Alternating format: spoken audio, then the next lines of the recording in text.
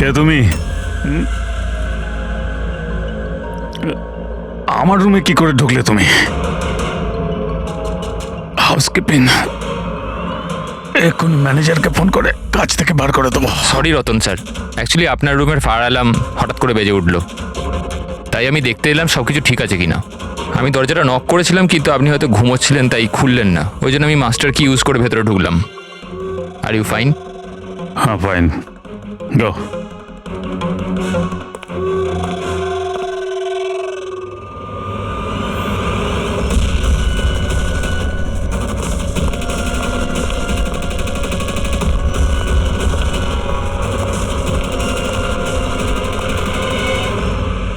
শোয়ার পরে ওই মাথায় যন্ত্রণা কেন হচ্ছে? ডাবল শট কফি নিতে হবে একটা। হ্যাঁ আলিশা, কাজ হয়ে গেছে। Great job. এখন তাড়াতাড়ি ওখান থেকে বেরো, হোটেলের অ্যাকচুয়াল স্টাফ 5 মিনিটে ওখানে চলে আসবে। হ্যাঁ ঠিক আছে, আমি বেরিয়ে যাচ্ছি, bye.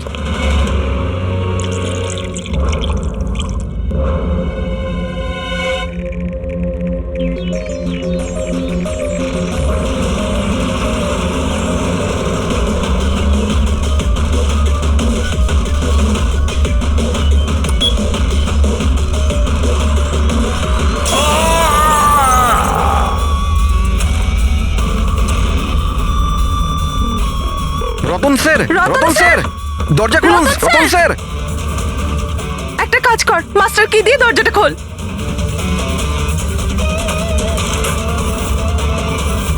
Ratan sir, Ratan sir. Ratan sir.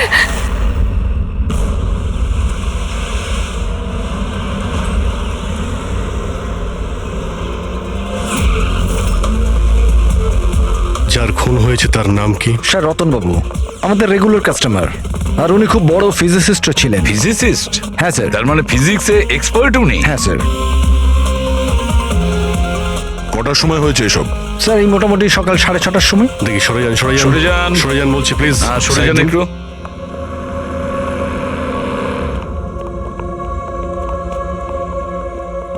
মাই গড,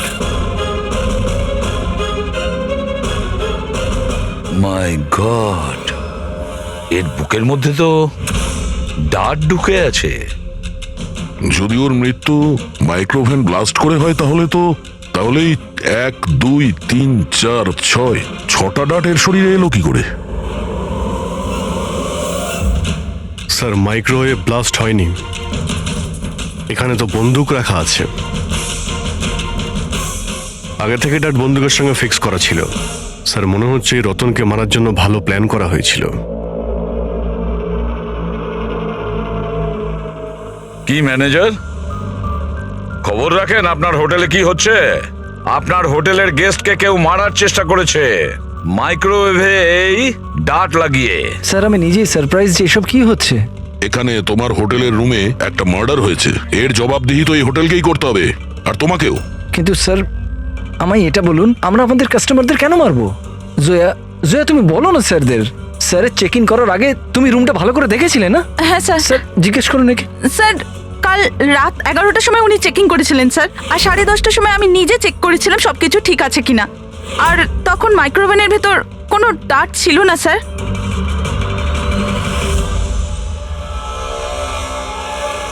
স্যার অর্ধেক খাওয়া পিৎজা স্যার। আরে এটা তো, আচ্ছা আপনাদের এখানে কি বাইরের খাবার অ্যালাউ করা হয়? স্যার অ্যালাউড তো সেভাবে নয়, কিন্তু রতন স্যার তো আমাদের রেগুলার কাস্টমার, তাই কোনো স্টাফ বোধহয় হতে পারে। এই স্টাফটা কে ছিল যখন এই পিৎজা রুমের ভেতরে নিয়ে আসা হয়েছিল? হ্যাঁ, কি হলো? আমাদের প্রশ্ন শুরু হতেই তোমরা চুপ করে গেলে। সিসিটিভি ফুটেজ দেখতে চাই, রাত্রি 10:30 থেকে সকাল 6টা পর্যন্ত যা কিছু ঘটেছে সেটা 7.5 ঘন্টার মধ্যেই হয়েছে।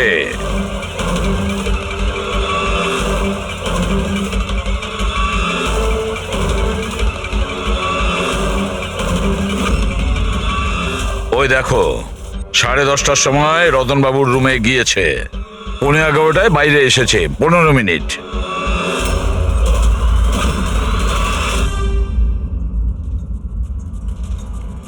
এগারোটা বেজে 11 মিনিটে এই রতন রুমের মধ্যে ঢোকে।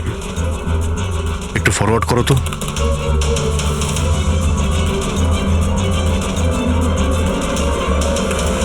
রাত্রি 11:30টার সময় এ এসেছিল রতনের সঙ্গে দেখা করতে।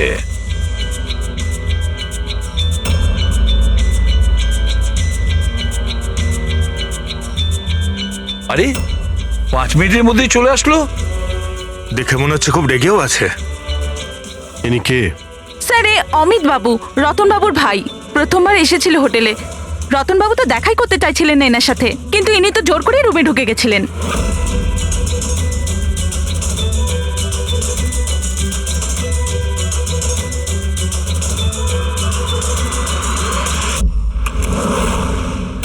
আচ্ছা, তার মানে এই পিৎজা এইভাবেই রুমের মধ্যে গিয়েছিল। ফরওয়ার্ড করো তো, ফরওয়ার্ড করো।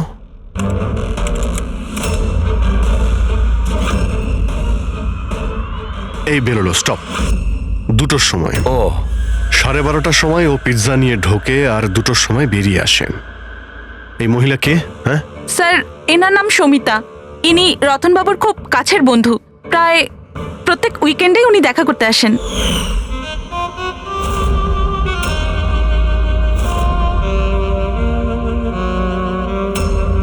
সুমিতা খুব কাছের বন্ধু, রাত্রি 12:30টার সময় আসে পিৎজা নিয়ে।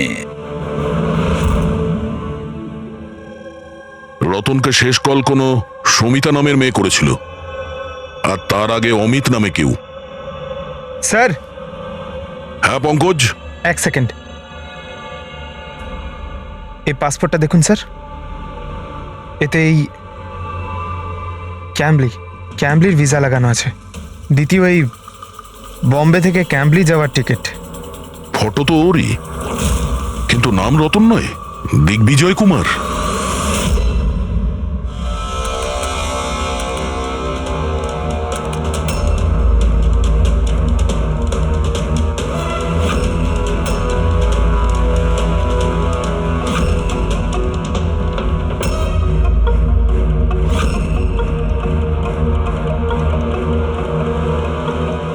সকাল 6টার সময় হোটেলের স্টাফ মেম্বার রতনের রুমে যায় আর 6:30টায় বাইরে আসে। তার মানে রতনের মৃত্যুর আগে। এই স্টাফ মেম্বারের নাম কি? জানি না স্যার। কে? আপনি আপনার স্টাফকেও চেনেন না? হ্যাঁ, স্যার এ আমাদের স্টাফ নয়। আমি খোঁজ নিচ্ছি স্যার, দেখছি। মুকুল, খোঁজ নাও। এই লোকটাকে কোনো নতুন স্টাফ জয়েন করেছে কি? স্যার একটা কথা বুঝতে পারছি না, এই রতন একজন ফিজিসিস্ট ছিল, দেশের স্পেশালাইজ স্পেস প্রোগ্রাম নিয়ে কাজ করছিল, তাহলে জাল পাসপোর্ট কেন বানালো? সেটাই তো, কেউ কোনো ফিজিসিস্টকে মারার জন্য এত লম্বা প্ল্যান কেন করবে? পুরবি, এই ল্যাপটপ চেক করো একটু রতনের। স্যার হ্যাঁ, আমি সব রেকর্ড চেক করে নিয়েছি। এই লোকটা হোটেলের কোনো ডিপার্টমেন্টে কাজ করে না। ইনি তো কোনোদিন স্টাফই ছিলেন না। আমার তো মনে হয় ইনি বাইরের লোক। এই দেখো, বাইরের কোনো অচেনা লোক এখানে আসে, হোটেলের স্টাফ হয়ে ঘুরে বেড়ায়, এই আপনাদের সিকিউরিটি? হ্যাঁ,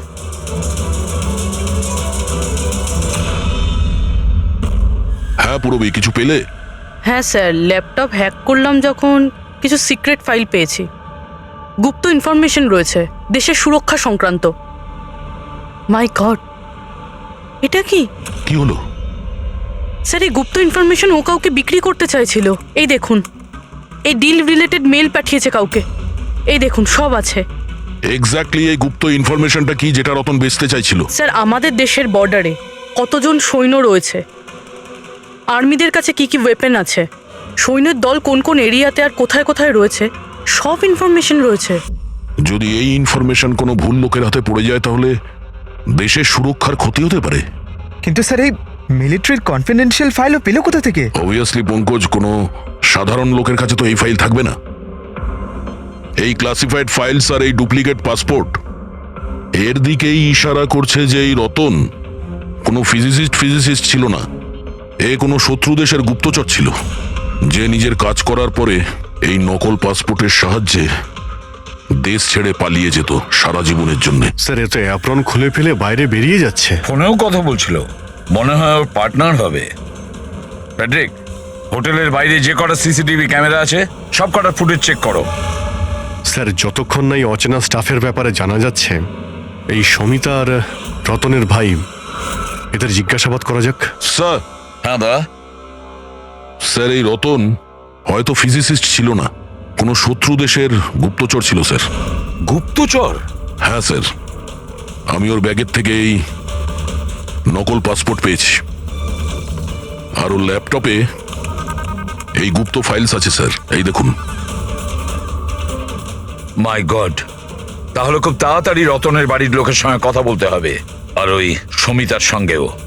জানা তো যাবে যে রতন কোনো ফিজিসিস্ট ছিল নাকি কোনো গুপ্তচর। একে তো সবে আমার স্বামী খুন হয়েছে, আর এখন সিআইডির লোকেরা ওর উপর দেশের সাথে বিশ্বাসঘাতকতার অভিযোগ করছে। বৌদি, বৌদি নিজেকে সামলাও, এমনিতেই দাদার মৃত্যুর দুঃখে তোমার শরীর খারাপ। মিস্টার অমিত, আপনাকেও কিছু প্রশ্ন করতে চাই আমরা। আপনারা একসঙ্গে একই বাড়িতে থাকেন, কিন্তু কাল রাতে আপনার দাদার পিছু পিছু হোটেল রুমে কি করতে গিয়েছিলেন? আমি পাঠিয়েছিলাম ওকে ওখানে। তুমি পাঠিয়েছিলে? কি জন্য? কারণ রতন দাদা পুরো প্রপার্টি নিজের নামে করে আমাদের বাড়ি থেকে বের করে দিতে চেয়েছিল। দলিলপত্রেও কিছু গন্ডগোল করেছিলেন উনি, আর নিজের ভাইয়ের ব্যাপারে তো কোনো চিন্তাই ওনার ছিল না। এই যে তুমি কি বলছো দিয়া? বৌদি প্লিজ। এইসব কথাগুলো তো বাড়িতেও হতে পারতো, তোমার হোটেলে যাওয়ার কি দরকার ছিল? স্যার, আমরা ঝগড়াঝাটি করে বাড়ির পরিবেশ খারাপ করতে চাইছিলাম না, আর দাদা এই টপিকটাকে অনেক দিন ধরে অ্যাভয়েড করছিল। এই জন্য আমার মনে হয়েছিল হোটেলে গিয়ে কথা বলেই ঠিক হবে। কিন্তু রুম থেকে তো তুমি খুব তাড়াতাড়ি চলে এসেছিলে, তার মধ্যেই সব কথা হয়ে যায়। স্যার, হোটেলের ঘরেও আমি কথা বলতে পারিনি। দাদা খুব ঘুমের মধ্যে ছিল আর ক্লান্ত ছিল, সেজন্য খিটখিটে হয়ে গেছিল। সেজন্য আমি রাগে ওখান থেকে বেরিয়ে আসি। এই এত বড় বাড়ি থাকা সত্ত্বেও রতন হোটেলে গিয়ে থাকতো? হ্যাঁ স্যার, রতন খুবই ইন্ট্রোভার্ট ছিল। ও সবসময় একলাই থাকতে চাইতো, যাতে ওর কাজে ও আরো বেশি করে মন দিতে পারে। বাড়িতে থাকলেও ও প্রায়ই ওর ঘরেই থাকতো। রবি, বাড়িতে ওর যখনই ডিস্টারবেন্স মনে হতো ও তখনই হোটেলে প্রায়ই চলে যেত।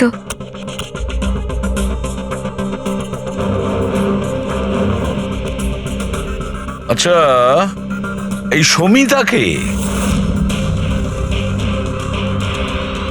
সমিতা? প্লিজ কিছু করুন অফিসার, আমি সকালে মিসিং কমপ্লেন করেছিলাম, এখন সন্ধে হয়ে গেল, আমার স্ত্রীর কোথাও কোনো খোঁজ পাওয়া গেল না। জামাই বাবু প্লিজ রিল্যাক্স, সমিতা দিকে পাওয়া যাবে। কি? সমিতা দেবী নিখোঁজ? হ্যাঁ। আপনারা? আমরা সিআইডি থেকে আসছি। ভালো হয়েছে আপনারা এসে গেছেন, এরা তো কিছু করতে পারছে না, এবারে আপনারাই খোঁজ করুন, আমার স্ত্রী কোথায়? আমরা তো খোঁজ করবই, একটা খুন করে পালিয়েছে ও। কি?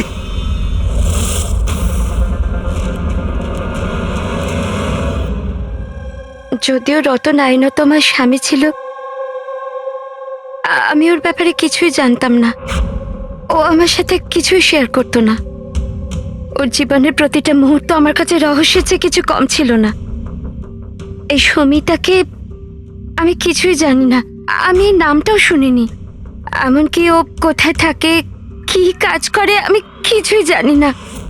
এটা ওই হোটেল করিডোরের ফুটেজ। কাল বাড়ি থেকে কোথায় যাবার জন্য বেরিয়েছিল সমিতা? বাড়ি থেকে অফিস যাবার জন্যই তো বেরিয়েছিল, অফিস থেকে বেরিয়ে কোথায় গিয়েছিল কিছুই জানি না। আচ্ছা, কালকে ডিনারে কি খেয়েছিল Ratan? Plane cheese pizza.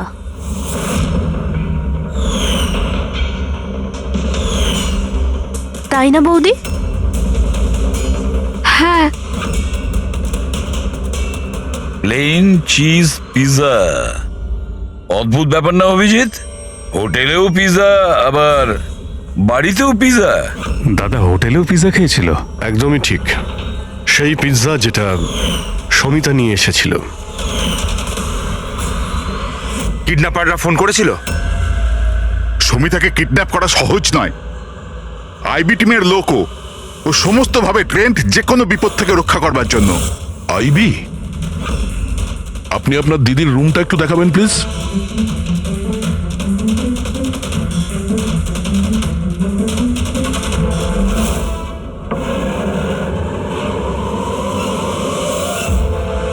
Sir, এটাই হলো দিদির ঘর।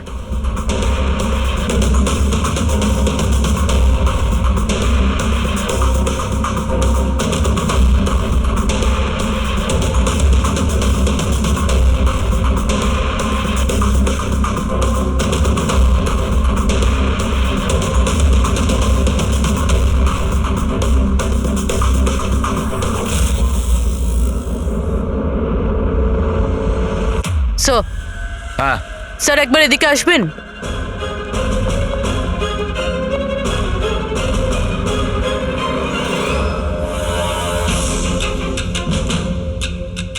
এই দেখো,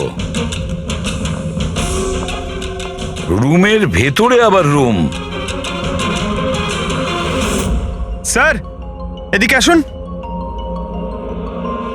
এই দেখুন, এই কম্পিউটার হ্যাক হয়েছে স্যার। একটা কাজ করো, পুরো ঘরের তল্লাশি নাও। দাড়ি আর উইগস, ওহো, প্রস্থেটিক্স। অভিজিৎ, দেখছো এসব? হ্যাঁ স্যার। আর এই লকারে ক্লাসিফাইড ফাইলস, মনে হচ্ছে অনেকদিন ধরেই এর তদন্ত চলছিল। শুধু তাই নয় স্যার, কেউ তো আছে যে ওর ওপর নজর রাখছিল, ওর কম্পিউটারের একটা অ্যাক্টিভিটির ওপর নজর রাখছিল। কম্পিউটারটা হ্যাক করা হয়েছে। কে করেছে খোঁজ নাও।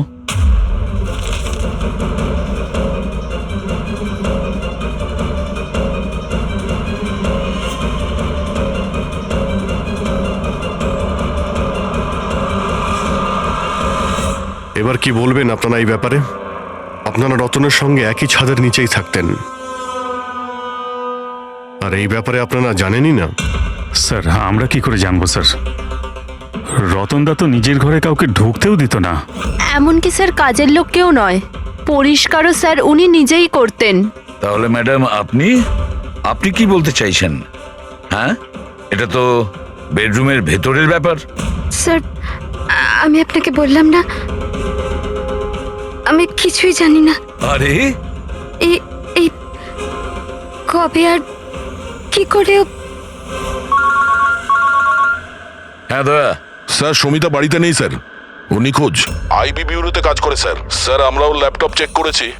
পুরবী রতনের ল্যাপটপে যে ইনফরমেশনগুলো পেয়েছিল স্যার, ওই সমস্ত ইনফরমেশন এখানে সমিতার ল্যাপটপেও আছে।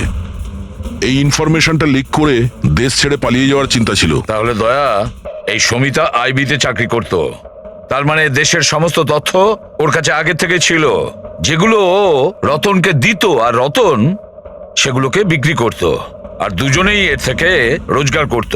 হ্যাঁ স্যার, কিন্তু এইবার ও ডবল ক্রস করে দিয়েছে রতনকে। ও ওকে প্রাণে মেরে দিয়েছে আর মেরে এখান থেকে পালিয়ে গেছে। এই সমস্ত ইনফরমেশন জোগাড় করো আর ব্যুরোতে নিয়ে এসো।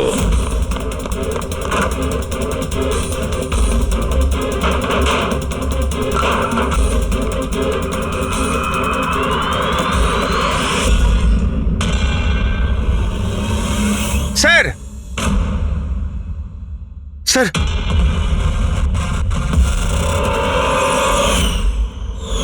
সমিতা? সমিতা! হ্যাঁ দয়া। স্যার, এই বিক্রম আর অঞ্জলি, এদের যে অ্যালাবাইজ আছে ওগুলো আমরা চেক করেছি। যখন খুন হয়েছিল ওই রাতে বিক্রম গ্র্যান্ড রোডে ট্রাফিক জ্যামে ফেসেছিল, আর প্রায় রাত 2টোর সময় বাড়িতে পৌঁছেছে। আর এই অঞ্জলি? স্যার, এই অঞ্জলিও রাত্রির 12টা পর্যন্ত কাজ করেছে, আর প্রায় রাত্রি 1:30টার সময়ও বাড়িতে পৌঁছেছে। দয়া, এসব দেখে মনে হচ্ছে এটা সাধারণ কেস নয়, দেশের সুরক্ষার সঙ্গে জড়িয়ে রয়েছে। স্যার, হ্যাঁ স্যার এই দেখুন স্যার, ঠিক ব্লাস্টের আগে ওই সকাল 6টা সাড়ে 6টা নাগাদ এই লাল গাড়িতে একজন মহিলা বেরিয়েছিল। স্যার হ্যাঁ ওই যে নকল হোটেল স্টাফটা ছিল না, ও তখনই বেরিয়েছে কিন্তু অন্য গেট থেকে। এই দেখুন। ও পুরবি, কটা নাগাদ গাড়ি এসেছিল? 6টা নাগাদ। বেরিয়েছে 6:30, মানে আধ ঘন্টা পরে। আচ্ছা ছবিটা একটু জুম করো তো, দেখি তো একটু। পুরবি, আমাদের ডেটাবেসে কিছু নাম আর ফেস আছে যারা দেশের ক্ষতি করতে পারে। এটা বেইমান আর গুপ্তচরের লিস্ট। এদের ফেসটা স্ক্যান করো আর ওদের সঙ্গে ম্যাচ করে দেখো। আর পঙ্কজ, আরটিও থেকে জানো যে এই গাড়ি কার নামে রেজিস্টার করা আছে। স্যার, হ্যাঁ কেসটা কিন্তু ভীষণ কনফিউজিং। কিছুই মাথায় ঢুকছে না যে আসল ব্যাপারটা কি। ফেডরিক, একটা কথা পরিষ্কার যে দেশের সুরক্ষার সঙ্গে যুক্ত, অর্থাৎ যে এই রতন আর সমিতাকে মেরেছে না, সে কোনো সাধারণ ক্রিমিনাল বা অপরাধী নয়। বিষয়টা অন্যরকম। ওহো, হ্যাঁ দয়া, কি হচ্ছে? কিছু পেয়েছো? হ্যাঁ স্যার, পেয়েছি। এই মেয়েটা ছেলেটা ওই লিস্টে নেই স্যার যারা দেশের শত্রু, বরঞ্চ সেই লিস্টে আছে যারা দেশের সঙ্গে বেইমানি করে তাদেরকে ধরে মেরে দেয় স্যার। এরা দুজনেই আইবি অফিসার্স, আলিশা আর ঈশান। এসিপি প্রদ্যুমান, আমি আপনার খুব সম্মান করি, তাই আমি কিছু বলছি না। যদি এই অভিযোগটাই অন্য কোনো অফিসার করতো তাহলে সে এতক্ষণে খুব পস্তাতো। শেখরবাবু, আপনি আইবির হেড, সেই জন্য আপনার এই হুমকি দেওয়া কথা সহ্য হতো না। এসিপি স্যার, আমি হুমকি দিচ্ছি না, আপনার অভিযোগের উত্তরগুলো দিচ্ছি। আপনি খুব সহজে আমাদের ওপর রতন আর সমিতার খুনের অভিযোগ লাগালেন। আপনার কি মনে হয় যে ওরা দেশের শত্রু ছিল তাই আমরা ওদেরকে মেরে দিয়েছি? আমি অভিযোগ করছি না, আমি সরাসরি প্রশ্ন করছি। এই যা কিছু ঘটেছে সেটাই কি সত্যি? দেখুন স্যার, আমরা জানি যে আপনারা জানেন যে এরা দুজন দেশের সুরক্ষার সঙ্গে সম্পর্কিত কোনো ইনফরমেশন শত্রুদের বেচতে যাচ্ছিল। আর এটাও আমরা জানি শেখর বাবু যে যে মুহূর্তে রতনকে খুন করা হয় সেই সময় ঈশান আর আলিশা দুজনেই উপস্থিত ছিল। রতন খুন হওয়ার একটু আগেই ঈশান রতনের রুমে গিয়েছে। সমিতা রতনের রুমে পিৎজা নিয়ে গিয়েছিল, এমন একটা পিৎজা যার মধ্যে অজ্ঞান করার ওষুধ ছিল। হ্যাঁ, তাহলে হতে পারে আপনারা ওকে এমন কিছু বলেছেন যে আমাদের জন্য কাজ করে দাও আর রতনকে মেরে দাও, তাহলে আপনারা ওকে ছেড়ে দেবেন, তাই তো?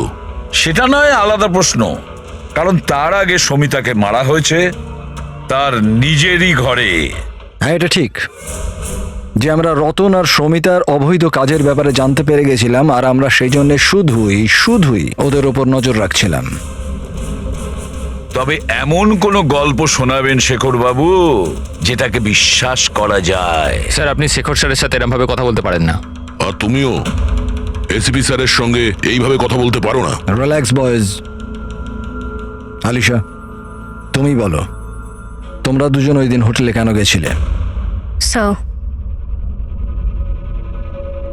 রতনের ল্যাপটপ থেকে সেসব ফাইলসের কপি বানাতে যেগুলো সেদিন শত্রু দেশকে ইমেল করা হয়েছিল, যাতে আমরা এটা জানতে পারি যে আমাদের কোন কোন গুপ্ত ইনফরমেশন ওদের কাছে পৌঁছে গেছে। তাহলে এবার আপনাদের শান্তি হয়েছে তো? আমাদের উদ্দেশ্য শুধুই নজর রাখা ছিল, মারার ছিল না। হ্যাঁ, যদি দরকার পড়ে আর আমাদের কাছে অর্ডার থাকে, তাহলে এইরকম দেশের শত্রুদের মারার জন্য আপনাদের মতো লোকের পারমিশনের দরকার নেই। স্যার, আপাতত তো টেনশনের খবর এটাই যে যারাই ওকে মেরে থাকুক না কেন, ওরা দেশের সিক্রেট ইনফরমেশন পেয়ে গেছে, আর ওরা এই ইনফরমেশন যাকে খুশি দিতে পারে, শত্রুদের, মাওবাদীদের অথবা অন্য কাউকে। তবে হ্যাঁ, যদি আমরা ওই মানুষটাকে পেয়ে যাই যে ওদের দুজনকে মেরেছে, যার কাছে দেশের ইনফরমেশনগুলো আছে, তাকে মারবার আগে আমরা এক মুহূর্তও ভাববো না। আর এটা আমরা পুরো বিশ্বাস করি যে আইবি পৌঁছানোর আগে সিআইডি ওখানে পৌঁছে যাবে। এসিপি প্রদ্যুমান, আপনার অফিসারকে এটা বোঝান যে এই সময়টা একে অপরকে চ্যালেঞ্জ করার নয়, বরঞ্চ একসাথে মিলে কাজ করার। শেখরবাবু, দেশের জন্য আপনারা যতটা চিন্তা করেন ততটা চিন্তা সিআইডিরাও করে থাকে। তবে একটা কথা মনে রাখবেন, যতক্ষণ না এই কেসটা সলভ হচ্ছে ততক্ষণ আপনারা ওই বেঈমানের কাছে পৌঁছতে পারবেন না। সুমিতা ওই বিশেষ ইনফরমেশনটা লিক করে রতনকে দিয়েছিল, আর রতন ওই ইনফরমেশনটা কাউকে বিক্রি করতে যাচ্ছিল। কিন্তু তার আগেই রতন তার বেঈমানির কাজটা শেষ করে ফেলুক, কেউ সমিতাকে রতনকে খুন করার প্ল্যানে অংশীদার করে নেয়। আর ওটা যদি ঈশান না হয় তাহলে যেই হোক স্যার ওকে খুব তাড়াতাড়ি খুঁজে বার করতে হবে। আর ওই সমিতাকেও মেরেছে। হ্যাঁ বলো সালুকে। কি কি সালুকে, আবার কি নতুন শুরু করলে? কেন? যখন আমরা নিজেদের চোখে ওই সিসিটিভি ফুটেজে দেখলাম রাত্রি 12:30টার সময় সমিতা ওই হোটেলে ছিল, আর তুমি বলছো যে ওটা সমিতা ছিল না, তাহলে ওটা কে ছিল? রতনের মৃত্যু কি করে হয়েছে? রতনের মৃত্যু হয়েছে বিষের কারণে।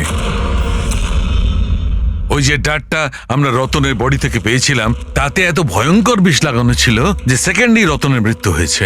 আর স্যার পয়েন্ট নাম্বার 2, এই মাইক্রোওয়েভে ডার্ট ফিক্স করার জন্য খুনি অনেক সময় পেয়েছে, কারণ এই ওষুধ মেশানো পিৎজা খাওয়ার জন্য ও একেবারে বেহুশ হয়ে পড়েছিল। বস, যে নেশার ওষুধটা পিৎজা পাওয়া গেছিল সেই নেশার ওষুধটা আমরা রতনের পেটে পেয়েছি। হ্যাঁ, পুরো ইনগ্রেডিয়েন্টসটা আমরা ভালো করে চেক করতে পারিনি, কিন্তু ঠিক আছে সালুকে, আমি সবকিছু মেনে নিলাম। আগে এটা বলো, এই সব কিছুর পেছনে সমিতার ওখানে হোটেলে থাকা না থাকার কি কানেকশন আছে? বলছি, সেটাই বলছি বস। ও ডায়াবেটিসের পেশেন্ট ছিল, সুগারের পেশেন্ট।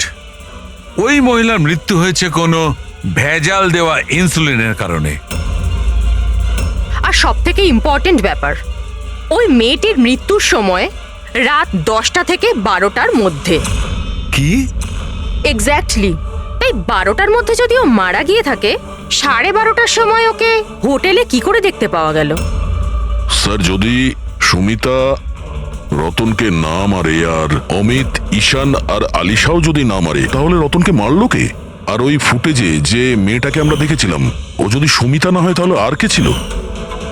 সমিতা। এসিপি স্যার, আপনি বোধহয় এটা জানেন না যে আমি কত বড় টেনশনে আছি। যদি ওই খুনি ধরা না পড়ে যে রতন আর সমিতাকে মেরেছে, তাহলে দেশ কত বড় বিপদে পড়তে পারে সেটা আপনি বুঝতে পারছেন না। আমি খুব ভালো রকম জানি শেখর বাবু, খুব ভালো রকম জানি, কিন্তু একটা কথা মনে রাখবেন, দেশের কোনো ক্ষতি আমি হতে দেব না। তার আগেই আমরা খুনিকে ধরে ফেলবো। স্যার, ওই খুনির আইডেন্টিটি আমরা সেখান থেকে পেতে পারি যেখান থেকে ওরা একে অপরকে মেইল করেছিল। হ্যাঁ পঙ্কজ, আমার তো এটাও মনে হচ্ছে যে নিশ্চয়ই কোনো আশেপাশের লোক হবে যে সমিতা আর রতন এদের দুজনের ছোট ছোট অভ্যাসগুলোর ব্যাপারেও পুরো জানতো। হ্যাঁ স্যার, যেমন ধরুন সকালে উঠেই রতন মাইক্রোওয়েভে কফি বানাতো। আর সমিতাকে ইনসুলেন্সের ইঞ্জেকশন পৌঁছে দেওয়া, সেটা তো কাছেরই কেউ করতে পারে। আর খুনি এটাও জানতো যে এই অঞ্জলি আর বিক্রম রাত 1টার আগে বাড়িতে ফিরবে না। তাহলে খুনি কে হতে পারে স্যার? স্যার, একটা কথা বুঝলাম না, এই রতনা সুমিতা একে অপরকে 2 বছর ধরে চেনে, দেশদ্রোহিতা করার কথা 3 সপ্তাহ আগে ভাবলো, এরকম হঠাৎই? হ্যাঁ স্যার, ব্যাপারটা কিরকম অদ্ভুত স্যার। এই 3 সপ্তাহ আগে এদের তো কোনো রেকর্ডও ছিল না গুপ্ত খবর পাচার করার জন্য। এসবের সাথে তৃতীয় বেঈমানের কি সম্পর্ক? We are running out of time. হ্যাঁ স্যার, আমরা সমস্ত প্রমাণের তালা খুলে ফেলেছি, কিন্তু আমরা সেই দরজাটা খুঁজে পাইনি যেটা আমাদের তৃতীয় গুপ্তচরের কাছে নিয়ে যাবে। আছে, তৃতীয় দরজা আছে, আর এই তৃতীয় রাস্তাই আমাদের গুপ্তচর পর্যন্ত পৌঁছে দেবে। সেটা কি? ওই দরজার নাম পিজা। পিজা। ওই মহিলা যে কালো চশমা পড়েছিল, মাথায় কোকড়ানো চুল, পিজা নিয়ে গিয়েছিল সমিতা সেজে, সেদিন ও পিৎজা নিয়ে এসেছিল বাইরে থেকে হোটেলের ভেতরে। আর ওটাও এই জন্যই করেছে যে ওর ওই পিৎজার মধ্যে ঘুমের ওষুধ মেশানো দরকার ছিল। যদি হোটেলে অর্ডার করতো তাহলে ও সুযোগও পেত না এবং সময়ও পেত না ওই ওষুধটাকে পিৎজার মধ্যে মেলানোর জন্য। আর হোটেলের লোকেরাও কিছু বলেনি, কারণ ওরা ওকে চেনে। দয়া, ওই হোটেল রয়্যালের আশেপাশে ওই পিজালো ব্র্যান্ডের যে কটা দোকান আছে সেখানে খোঁজ নাও, সবকিছু পরিষ্কার হয়ে যাবে।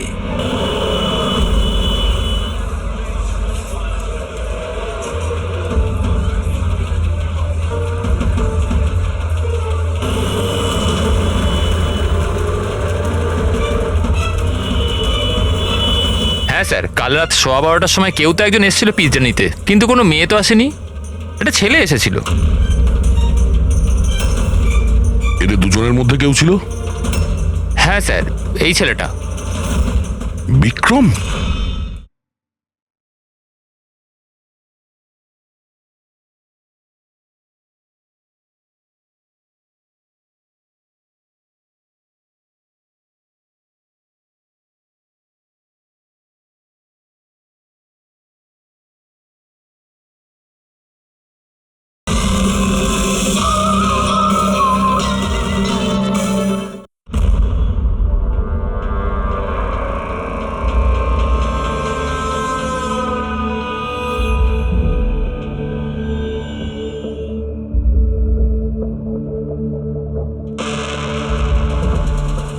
ব্যাপারটা কি? সারিকা, প্লিজ এদিকে এসো। ইয়েস। সারিকা, এই দুটো স্লাইডসেই পিৎজা স্যাম্পল আছে। এটাতে ওইটা আছে যেটা ওর পেট থেকে পেয়েছি। এটা হচ্ছে পিৎজা সেই টুকরোটা যেটা অ্যাকচুয়াল টেবিলে রাখা ছিল। একটু দেখো দুটো। স্যার, এটাই তো অবভিয়াস যে এই পিৎজাটা খেয়েই রতন বেহুশ হয়ে পড়েছিল। এতে দেখার কি আছে? Do you think I am fool? না না, আমি সেটা না বলতে। নাকি কোনো কারণ আছে তাই তো তোমাকে দেখাচ্ছি। প্লিজ দেখো না। স্যার। Just sit. হ্যাঁ হ্যাঁ স্যার, দেখছি। অন্যটা দেখো।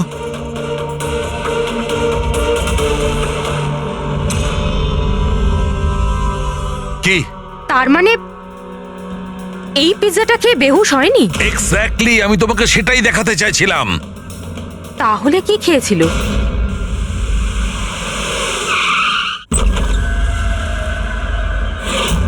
বিক্রম? বিক্রম? বিক্রম? এর কি হলো? এই বিক্রম, ফ্রেডি, তাড়াতাড়ি অ্যাম্বুলেন্সে ফোন করো। এ কোন জিনিসের দিকে ইশারা করছে? ফোনে?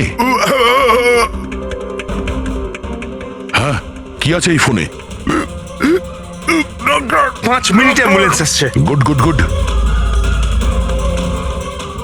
সরিতা আর রতন একসাথে? স্যার, ফটো দেখে তো মনে হচ্ছে ওরা একে অপরকে খুব ভালোবাসে। 1 মাস আগের ফটো। দুজনে প্রেম করতো না গুপ্তচর ছিল?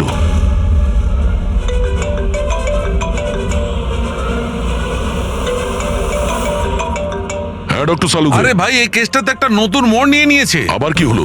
মনে আছে ওই পিৎজা, ওই যে পিৎজাটা যেটা রতন খেয়েছিল যার কারণে ঘুমিয়ে পড়েছিল? হ্যাঁ হ্যাঁ, ওই পিৎজা যেটা ওই নকল সমিতা হোটেলে নিয়ে গিয়েছিল।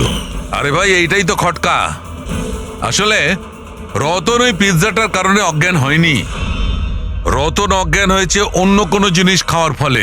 ও হয়তো হোটেলে আসার আগেই সেটা খেয়েছিল। হোটেলে আসার আগে? অভিজিৎ বলেছিল যে হোটেলে আসার আগে রতন পিৎজাই খেয়েছিল। আচ্ছা, কালকে ডিনারে কি খেয়েছিল রতন? প্লেন চিজ পিৎজা, তাই না বৌদি? হ্যাঁ।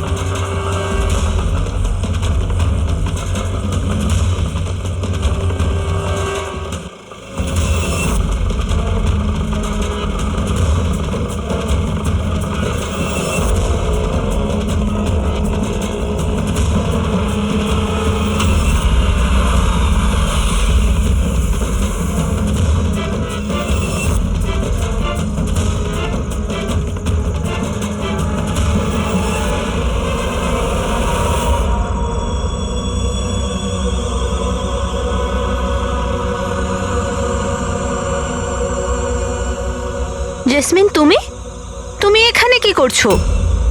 এনারা আমাকে কিছু ইনফরমেশন নিয়ে আসতে বলেন। আমি কিছু জানতামই না ওই ইনফরমেশনের ব্যাপারে। এনারা আমাকে বলেন যদি আমি না আসি তো এনারা আমাকে মেরে দেবেন। এই জন্য আমি এখানে এলাম। তোমরা কারা? আমাদের তিনজনকে এখানে এভাবে ঠকিয়ে আনার মানে? দেশকে যাতে কেউ ঠকাতে না পারে সেই জন্য আমাদের কখনো কখনো আসামিদের ঠকাতে হয়। IB win. আপনারা তারাই না যারা রতন দাদাকে মেরেছেন? রতনকে কে মেরেছে আর কি মারেনি সেই সত্যটা খুব তাড়াতাড়ি সামনে আসবে। কিন্তু দিয়া, অমিত, আরও একটা সত্যি সামনে আসা বাকি। সেটা কি? সেটা হলো যে তোমাদের দুজনের এটা জানা উচিত যে তোমরা একটা দেশদ্রোহীর সাথে থাকছো, তাই না জাসমিন?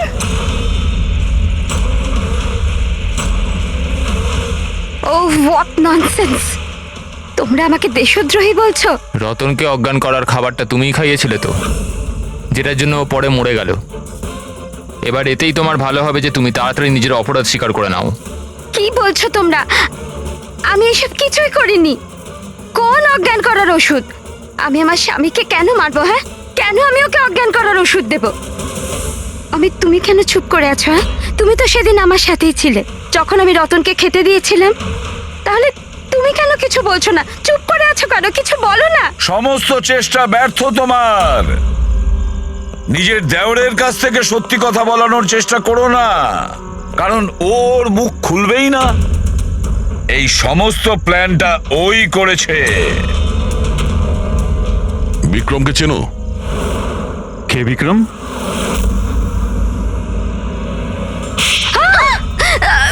অমিত, আপনারা এদিকে আসুন।